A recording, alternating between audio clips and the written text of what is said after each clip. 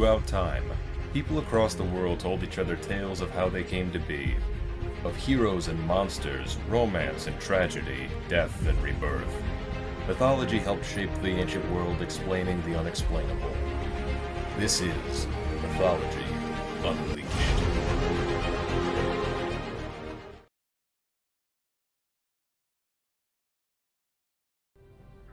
Once upon a time, there was a young fellow who enlisted as a soldier.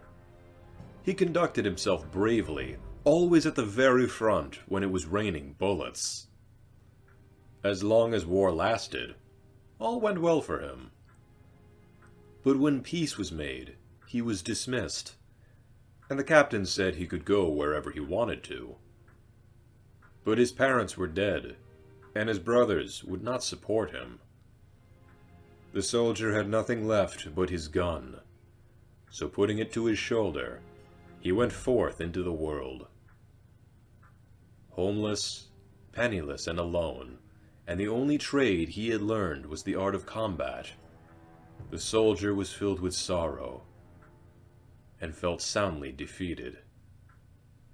He began to give up hope, a dangerous thing, for they say when a man gives up hope, the devil walks at his side. Soon the soldier found himself out in the wild, alone, reflecting on his dour situation. At that moment, there came a rustling, and standing nearby was a man. He was stately looking, handsome enough to be intimidating, with a lovely green jacket. But upon closer inspection, the man had a peculiar, cloven hoof for a foot. This was no man at all. This was the devil himself. With a roguish smile, the devil approached the soldier, telling him he knew what it was that he desired, and what it was that he needed, and he would give it all to him, so long as he was truly fearless. The soldier scoffed. How could a soldier know fear? He dared the devil to put him to the test. Very well, the devil said. Turn around. An angry bear charged the soldier, who without batting an eye shot the enraged animal dead. Amused, the devil offered the rest of his terms to the soldier, whose only condition was that he not endanger his salvation. For the next 7 years, he was neither to wash himself, nor comb his hair or his beard, nor cut his nails, nor say the Lord's Prayer. Should the soldier die during these 7 years, his soul would belong to the devil. If he manages to stay alive, he will be free, and remain rich for the rest of his life.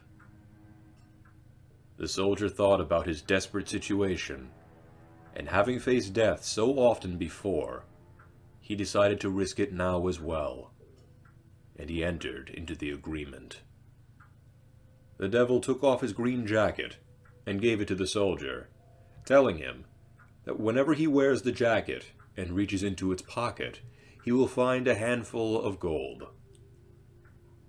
He then pulled the skin off the bear and handed it to the soldier to be a cloak, and his bed as well, for he was not allowed to lie in any other bed. Because of his clothing, henceforth the soldier would be referred to as Bearskin. The bargain was struck, and the devil disappeared. The soldier found that the devil was as good as his word. Every time he reached into the jacket's pockets, he would find gold in his hands. During the first year, his appearance was still acceptable, but by the second, he began to appear inhuman. His hair covered nearly his entire face. His beard was a piece of coarse felt cloth. His fingernails had turned to claws, and his face was so coated in dirt that if someone had planted cress on it, it would have grown. Everyone who saw him ran away in fear.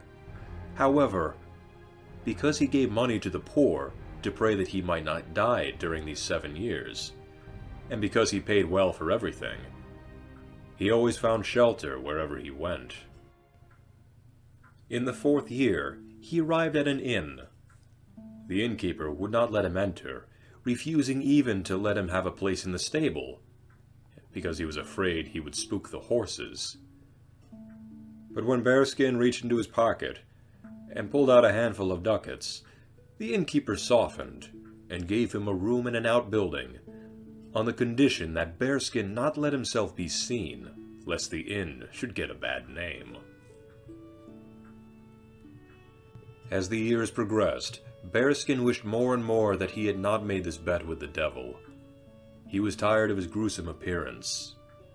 He longed for human company who would not run from him, and his body was beginning to tear itself apart from neglect. As he sat sulking in his predicament, he heard crying in a neighboring room. He had a compassionate heart, so he opened the door and found an old man weeping bitterly. When the old man looked up and saw the gruesome Bearskin, he was frightened and repulsed. But he calmed as soon as he heard a human voice come from the hairy creature before him. The old man explained to Bearskin his sorrow, and that it came from losing his wealth, and now he and his daughters would likely be impoverished and starve. He was so poor that he could not even pay the innkeeper, and was to be sent to prison. Without hesitation, Bearskin paid the innkeeper what the old man had owed, and gave the man a lofty sum of gold for himself, freeing him from his troubles. In gratitude, the old man offered one of his daughters to marry Bearskin, firmly believing that when they would hear of the kindness he had shown, they would not refuse him. When the eldest daughter saw Bearskin, she screamed and ran away in fear. The second daughter was repulsed by him, claiming that she could not have a husband who no longer had a human form. But the youngest daughter believed that, who have helped her father, Bearskin must indeed be a kind man, and if her father had promised Bearskin a bride in return, then his word must be kept. It was a pity that Bearskin's face was covered with dirt and hair, for otherwise they would have seen how his heart laughed within his body when he heard these words. He took a ring from his finger, broke it in two, and gave her one half, keeping the other for himself. He wrote his name inside her half, and her name inside of his. Bearskin then told her that he must wander about for 3 more years to honor the terms of the bargain. Should he not return at that time, she would be free from her promise, as he would be dead. He asked her to pray for his well-being, and continued his wanderings. The bride-to-be dressed entirely in black, feeling sorrow for her future groom. From her sisters, she received nothing but contempt and scorn. They would tell her to be careful, lest she be slashed by his claws, to beware, for bears love sweet things and would eat her up, to not anger him, lest he growl at her. But the girl refused to let her sisters get the better of her. She had hope. Bearskin wandered the world for the next 3 years, doing good where he could, donating generously to the poor, that they may pray for him. Hope was beginning to kindle. Finally, at dawn on the last day of the 7 years, he went once more to where he had met the devil. Before long the wind began to howl, and the devil stood before him, looking at him with disdain. He threw Bearskin's old jacket to him, and demanded the return of his own green one. But Bearskin held firm. The devil first had to clean the filthy Bearskin. Bound by the terms of the bargain, the devil went about washing the filth and grime from the soldier's body, shaving his beard, combing his hair, cutting his nails, returning him to his human form. After this, he looked like a brave soldier, and was much better looking than he had ever been before. When the devil was safely gone, Bearskin was quite light-hearted. He went into the town, purchased a splendid velvet jacket, seated himself in a carriage drawn by 4 white horses, and drove to the bride's house. No one had recognized him. The father took him for a distinguished colonel and led him into the room where his daughters were sitting. He was given a seat between the 2 oldest ones, who poured wine for him, served him the finest things to eat, and thought they had never seen a more handsome man in all the world. The bride-to-be, however, sat across from him in her black dress, without raising her eyes or speaking a word. Finally, he asked the father if he would give him one of his daughters for a wife, whereupon the 2 oldest ones jumped up and ran into their bedrooms to put on splendid dresses, for each of them thought that she was the chosen one. As soon as he was alone with his bride-to-be, the stranger brought out his half of the ring and dropped it into a glass of wine, which he handed across the table to her. She took the wine. When she had drunk it and found the half-ring lying at the bottom, her heart began to beat. She took the other half, which she wore on a ribbon around her neck, and put them together, and she saw that the 2 pieces matched perfectly. The soldier, once known as Bearskin, revealed himself as her husband-to-be, whom she had met as a bear.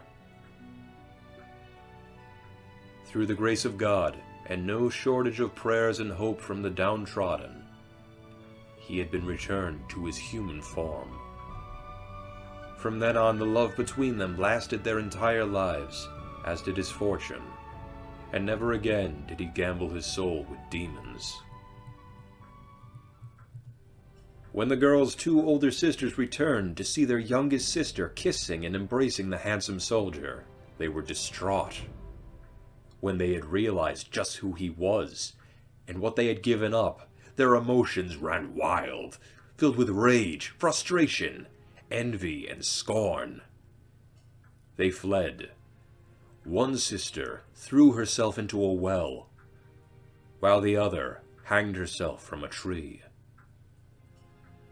On the night the soldier once known as Bearskin was to be married, he received a knock on the door. It was the devil. With a malicious grin, the devil said to him, "You see, now I have 2 souls for the one of yours."